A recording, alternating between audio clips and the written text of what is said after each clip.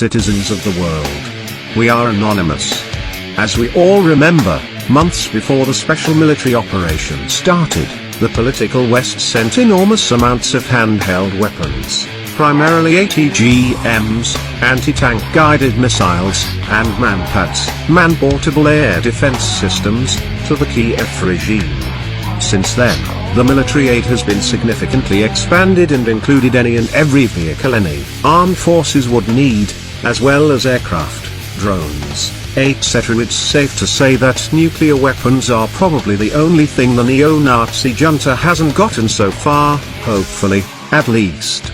The BRICS information portal has covered this topic extensively and has been warning about the unnecessary devastation and further prolonging of the conflict, as well as the dangerous prospect of massive proliferation of advanced, military-grade weapons that no police force, unless heavily militarized, is equipped to handle.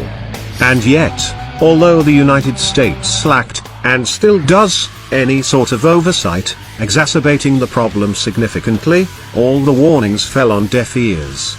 Washington D.C. itself already knew perfectly well how corrupt the Kiev regime officials are.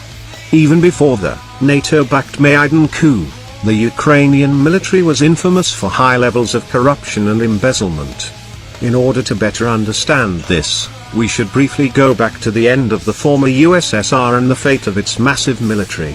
Ukraine was a crucial part of the enormous Soviet military-industrial complex. In some respects, it was even rivaling its Russian counterpart. After the USSR's dismantlement, the then newly independent Ukraine was awash with weapons of virtually all kinds. This included anything from assault rifles to strategic bombers and ICBMs, intercontinental ballistic missiles. According to various estimates, Ukraine inherited approximately 30% of the former Soviet military. Due to a severe post-Soviet economic decline, it simply couldn't afford to sustain such advanced weapons. The people in charge of all these weapons soon realized they were sitting on a virtual arms El Dorado. Naturally, selling such advanced military-grade systems was illegal. Thus, the newly minted oligarchs, wielding tremendous political power and influence, found ways to circumvent the law, and soon, an enormous outflow of weapons started, helping fuel conflicts across their globe.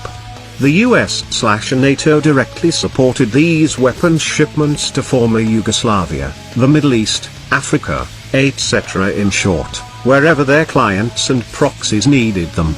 This process continued during the early 2000s, slowing down only due to increasingly depleted, although still large, Ukrainian stockpiles. US officials surely must have known that the same fate would await Western weapons in their hands of the neo-Nazi junta forces. And while even some US lawmakers expressed skepticism about the claims that NATO-sourced weapons were ending up where they were officially supposed to, the process continues to this very day.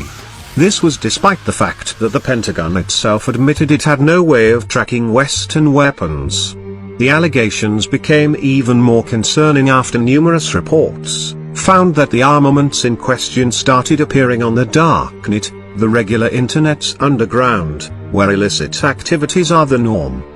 The clients range from various crime syndicates, particularly narco cartels, to terror groups and non-state actors with serious military wings. Obviously, both the weapon providers and the clients are anonymous.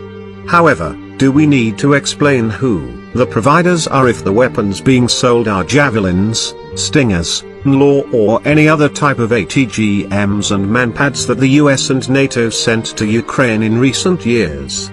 Approximately a year and a half ago, I touched upon the subject of just how dangerous this is and what sort of disastrous consequences this could have for people all across the globe.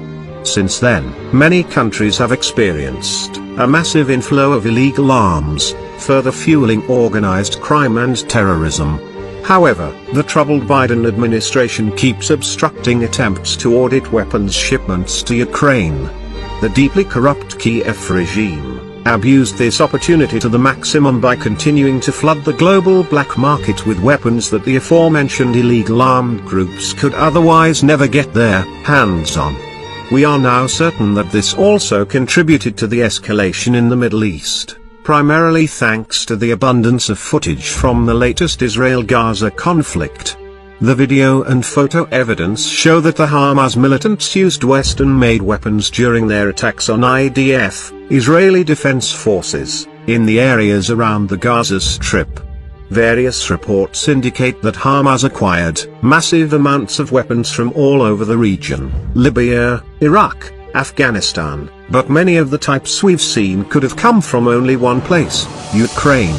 As we will continue to expose the neo-Nazi junta, who was using the now-defunct grain deal to smuggle in weapons, intelligence sources indicate grain shipping was also used to get them out of Ukraine. The list of weapons Hamas could have gotten in this way is still far from conclusive, but the aforementioned war footage confirmed the following: Swedish-made Carl Gustaf recoilless rifle, grenade launcher, US-made M4 assault rifle, US-made Javelin ATGM, Swedish-made AT4 ATGM, German-made RGW-90HH recoilless rifle, grenade launcher, UK-Swedish LAW ATGM, US-made M72 LAW grenade launcher, Polish-made LM60 60mm mortar, US-made M224 60mm mortar, US-made Mk19 automatic grenade launcher with M430A 140mm munitions, US-made M203 underbarrel grenade launcher with M433 40mm munitions, Taiwanese-made 60mm mortar shells the neo-Nazi junta received last year.